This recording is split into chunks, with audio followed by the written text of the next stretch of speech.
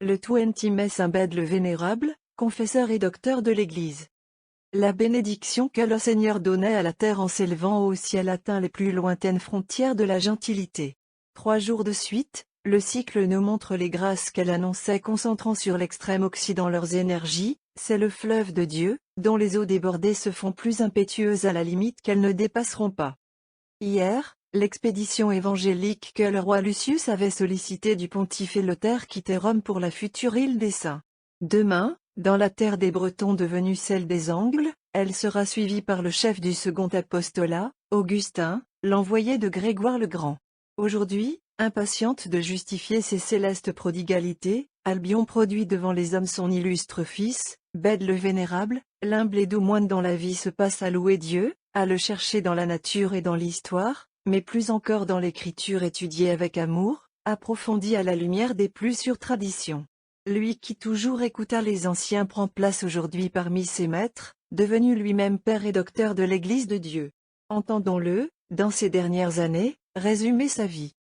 Prêtre du monastère des Bienheureux Pierre et Paul, apôtres, je naquis sur leur territoire, et je n'ai point cessé, depuis ma 7e année, d'habiter leur maison, observant la règle, chantant chaque jour en leur église, faisant mes délices d'apprendre, d'enseigner ou d'écrire. Depuis que j'ai reçu la prêtrise, j'annotais pour mes frères et pour moi la Sainte Écriture en quelques ouvrages, m'aidant des expressions dont se servirent nos pères vénérés, ou m'attachant à leur manière d'interprétation. Et maintenant, bon Jésus, je vous le demande, vous qui m'avez miséricordieusement donné de m'abreuver à la douceur de votre parole, donnez-moi bénignement d'arriver à la source, ô fontaine de sagesse, et de vous voir toujours. La touchante mort du serviteur de Dieu ne devait pas être la moins précieuse des leçons qu'il laisserait aux siens. Les 50 jours de la maladie qu'il enleva de ce monde s'étaient passés comme toute sa vie à chanter des psaumes ou à enseigner. Comme on approchait de l'ascension du Seigneur, il redisait avec des larmes de joie l'antienne de la fête, « Ô roi de gloire qui êtes monté triomphant par-delà tous les cieux, ne nous laissez pas orphelins, mais envoyez-nous l'esprit de vérité selon la promesse du Père. » À ses élèves en pleurs il disait, reprenant la parole de saint Ambroise. « Je n'ai pas vécu de telle sorte que j'eusse à rougir de vivre avec vous, mais je ne crains pas non plus de mourir, car nous avons un bon maître. » Puis revenant à sa traduction de l'évangile de saint Jean et à un travail qu'il avait entrepris sur saint Isidore, « Je ne veux pas que mes disciples après ma mort s'attardent à des faussetés et que leurs études soient sans fruit. » Le mardi avant l'ascension, l'oppression du malade augmentait, les symptômes d'un dénouement prochain se montrèrent. Plein d'allégresse, il dicta durant toute cette journée, et passa la nuit en action de grâce. L'aube du mercredi le retrouvait pressant le travail de ses disciples. À l'heure de tierce, ils le quittèrent pour se rendre à la procession qu'on avait dès lors coutume de faire en ce jour avec les reliques des saints. Restez près de lui. « Bien-aimé maître, dit l'un d'eux, un enfant, il n'y a plus à dicter qu'un chapitre, en aurez-vous la force ? » « C'est facile, répond souriant le doux père. Prends ta plume, taille-la, et puis écris, mais hâte-toi. À l'heure de nonne, il manda les prêtres du monastère, et leur rit de petits présents, implorant leur souvenir à l'autel du Seigneur. Tous pleuraient. Lui, plein de joie, disait: « Il est temps, s'il plaît à mon Créateur, que je retourne à celui qui m'a fait de rien quand je n'étais pas, mon doux juge a bien ordonné ma vie, et voici qu'approche maintenant pour moi la dissolution, je la désire pour être avec le Christ, oui, mon âme désire voir mon roi, le Christ, en sa beauté. » Ce ne furent de sa part jusqu'au soir qu'effusions semblables. Jusqu'à ce dialogue plus touchant que tout le reste avec Guibert, l'enfant mentionné plus haut, « Maître chéri, il reste encore une phrase, écris-la vite. » Et après un moment, « C'est fini, dit l'enfant. Tu dis vrai, répartit le bienheureux. C'est fini, prends ma tête dans tes mains et soutiens-la du côté de l'oratoire, parce que ce m'est une grande joie de me voir en face du lieu saint où j'ai tant prié. » Et du pavé de sa cellule où on l'avait déposé, il entonna: « Gloire au Père, et au Fils, et au Saint-Esprit. » Quand il eut nommé l'Esprit Saint, il rendit l'âme. Lisons la vie du saint moine dans le livre de l'Église. Le prêtre Bède naquit à Yarrow, aux confins de la Grande-Bretagne et de l'Écosse. Âgé de 7 ans, son éducation fut confiée à saint Benoît Biscope, abbé de Wearmouth. Devenu moine, il ordonna de telle sorte sa vie, que se livrant tout entier à l'étude des arts et des sciences, il n'omit jamais rien toutefois des observances de la discipline régulière. Excellemment versé en tous les genres de connaissances, La méditation des divines écritures fixa néanmoins ses préférences. Et pour les mieux comprendre, il se rendit maître de la langue grecque et de l'hébraïque. Ordonné prêtre en sa 30e année par l'ordre de son abbé, ce fut à la sollicitation d'Aka, évêque d'Exam, qu'il entreprit alors d'expliquer les saints livres. Il ne le fit qu'en suivant d'aussi près que possible la doctrine des saints-pères, n'avançant rien qu'ils n'eussent eux-mêmes enseigné, et pour ainsi dire reproduisant leur langage. Ennemi constant de l'oisiveté, il ne quittait l'étude que pour la prière, et revenait pareillement de la prière à l'étude. Son cœur s'y embrasait au point que souvent, enseignant ou liant, il fondait en larmes. Ne voulant point être distrait par le souci des choses qui passent, il refusa constamment la charge d'abbé. Bientôt une telle réputation de piété et de science s'attachait à son nom, que le pape Saint Sergius eut la pensée de l'appeler à Rome pour y travailler à la solution d'épineuses difficultés qui s'étaient élevées dans l'Église. Il écrivit beaucoup d'ouvrages pour réformer les mœurs des fidèles, pour soutenir et défendre la foi. Grande fut l'estime universelle qu'il s'acquit ainsi. Saint Boniface, évêque et martyr, le proclamait la lumière de l'Église, l'enfant lui donnait le titre de docteur des Anglais, le concile d'Aix-la-Chapelle celui de docteur admirable. Il arriva que, de son vivant même, on lut publiquement ses écrits dans les églises, et comme alors on ne pouvait lui attribuer le titre de saint, on lui donnait celui de vénérable qui lui resta toujours depuis. Son enseignement était d'autant plus efficace, qu'il était soutenu de la sainteté de la vie et des vertus religieuses. Aussi ses disciples, qui furent nombreux et remarquables, devinrent-ils, grâce à son zèle et à son exemple, non moins éminents dans la sainteté que dans les lettres et les sciences. Brisé enfin par l'âge et le labeur, il fut atteint d'une maladie grave. Il la supporta 50 jours et plus sans interrompre ni ses habitudes de prière, ni son travail d'interprétation des Écritures. Car ce fut en ce temps qu'il traduisit en anglais pour ses compatriotes l'évangile de Saint Jean. La veille de l'Ascension, sentant que la mort approchait, il voulut être muni des derniers sacrements, embrassa ses frères et se fit étendre à terre sur un cilice.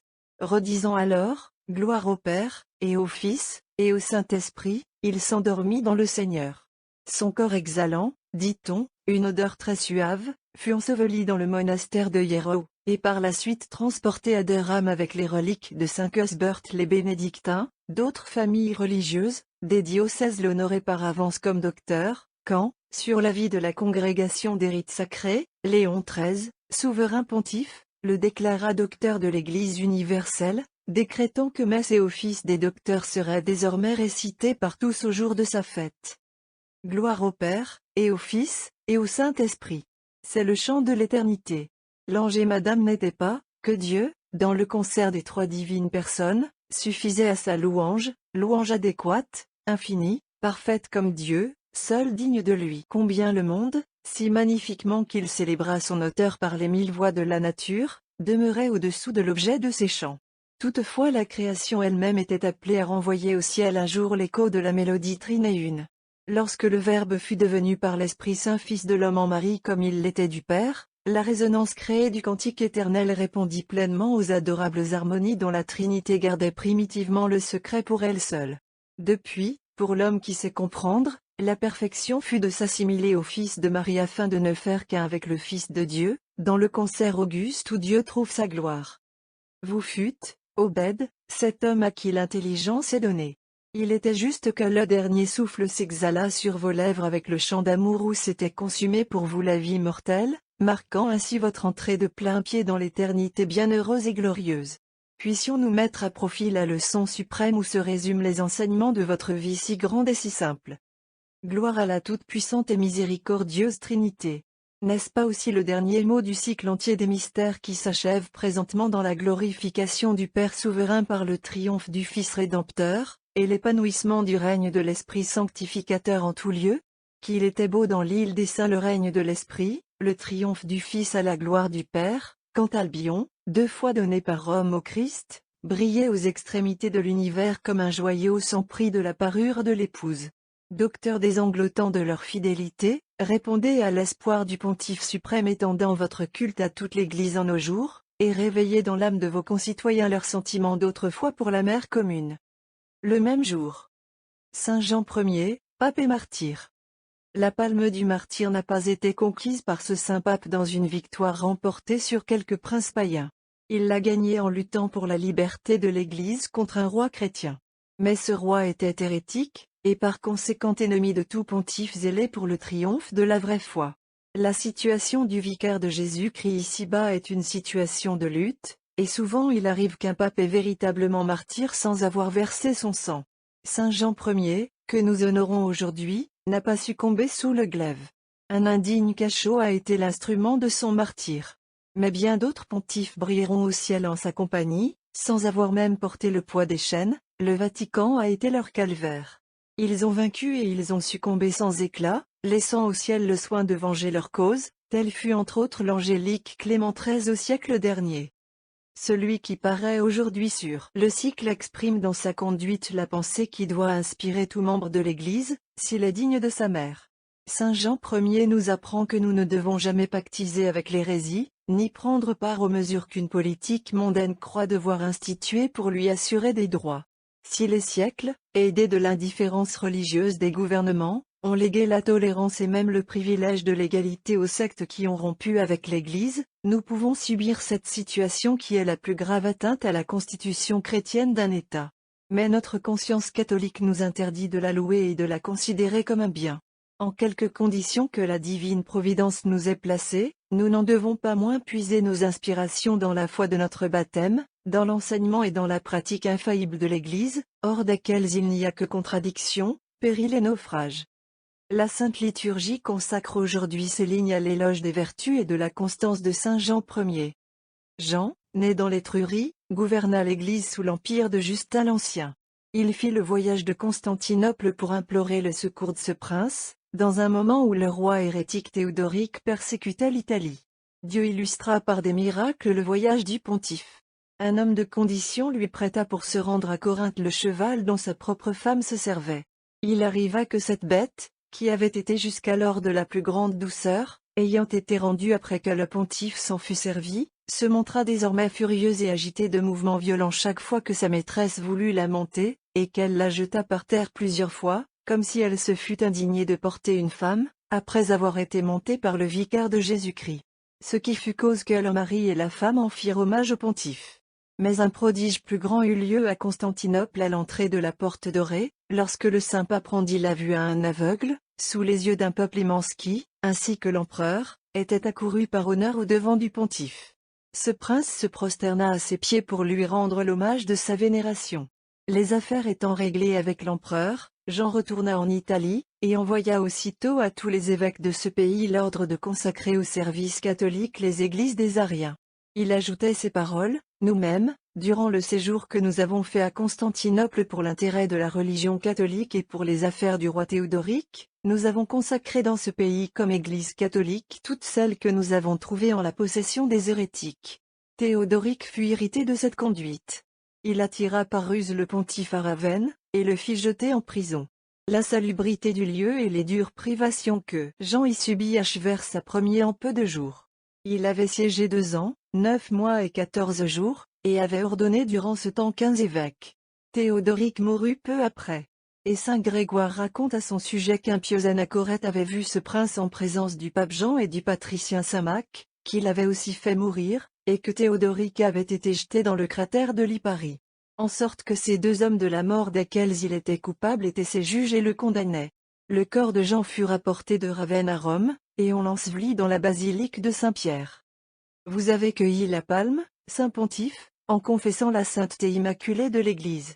Cette épouse du Fils de Dieu n'a ni tache ni ride, comme nous dit l'apôtre. Et c'est pour cela qu'elle ne peut habiter avec l'hérésie dans la terre que son époux divin lui a assigné en dot. Des jours sont venus où les hommes, épris des calculs et des intérêts de ce monde passager, ont résolu de régler la société humaine sans plus tenir compte des droits du Fils de Dieu, de qui procède tout ordre social comme toute vérité.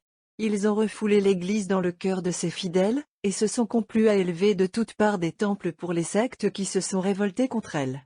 Le catholique Mexique a vu s'accomplir cet attentat au grand jour, et Dieu ne l'a pas laissé sans vengeance. Saint Pontife, réveillez dans les cœurs des chrétiens d'aujourd'hui le sentiment du droit imprescriptible de la vérité divine. Nous pourrons alors nous abaisser devant les nécessités imposées par le triomphe fatal de l'erreur, dans l'âge qui nous a précédés, sans accepter comme un progrès l'égalité que l'on affecte d'établir entre l'erreur et la vérité. Dans votre prison, vaillant martyr, vous avez proclamé le droit de l'Église unique. Au milieu de la défection prédite par l'apôtre, gardez-nous des lâches complaisances, des entraînements funestes, de la légèreté coupable qui fait tant de victimes en ces jours. Et que notre dernière parole, au sortir de ce monde, soit celle que le Fils de Dieu a daigné nous apprendre lui-même, ô vous qui êtes notre Père, que votre nom soit sanctifié, que votre règne arrive.